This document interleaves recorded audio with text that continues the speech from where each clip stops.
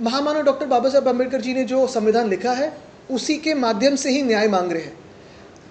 और न्याय प्रक्रिया में विश्वास रहने के लिए न्याय समय पे आना ज़रूरी है, क्योंकि ये सिर्फ हमारी बात नहीं, ये सिर्फ एक पार्टी की बात नहीं है, बहुत सारे पार्टियों की बात है। हमारे बाद टीएमसी हो, एनसीपी हो, आम आदमी पार्टी हो, इनको भी तोड़ा गया। सबसे अहम बात यही है, सिर्फ पॉलिटिकल बात नहीं है। अगर न्याय व्यवस्था में किसी का विश्वास रहे, ये चाहते हैं, तो न्याय मिलेगा। रहे ना रहे इस पे आगे की बात होती है, क्योंकि जिस देश में इन्वेस्टमेंट आती है या टूरिज्म आते हैं उसमें प्रेडिक्टेबिलिटी ऑफ लॉ होना बहुत ज़रूरी है।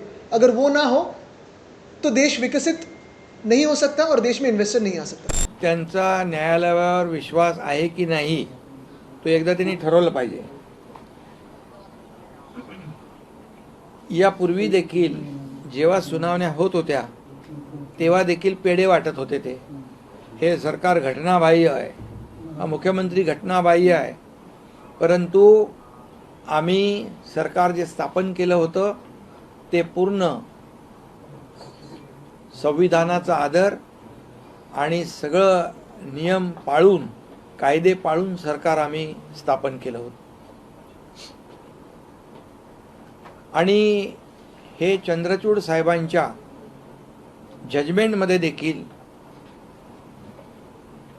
हे स्पष्टपणे त्यांनी केलेलं आहे की हे सरकार बेकायदेशीर नाही, घटनाबाह्य नाही। त्यामुळे जी कॅसेट ते अगोदर वाजवत होते तीच पुन्हा परत वाजवत आहेत। आणि त्यामुळे मी आपल्याला सांगतो की आमचं सरकार फुलप्रूफ होतं। ते सरकारचा टेन्युअर संपला, आमदारकीचा टेन्युअर संपला। आता आमदारांचं डिस्क्वालिफिकेशन मागतायत। हे कुठल्या काय म्हणतात त्याला, मूर्खाचं नाही मी म्हणत, परंतु कुठल्या काळात वावरतायत। अरे, आणि दुसरी गोष्ट, आता शिवसेना सिम्बॉल या सगळ्या गोष्टी न्याय प्रविष्ट आहेत।